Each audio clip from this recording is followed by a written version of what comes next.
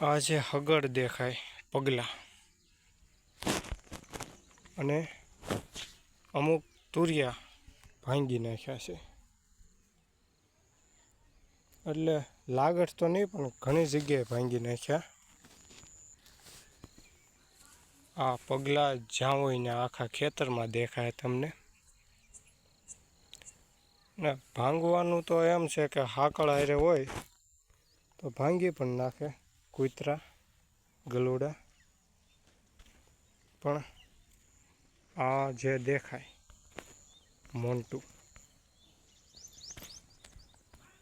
થોડુંક ઝૂમ કરવી.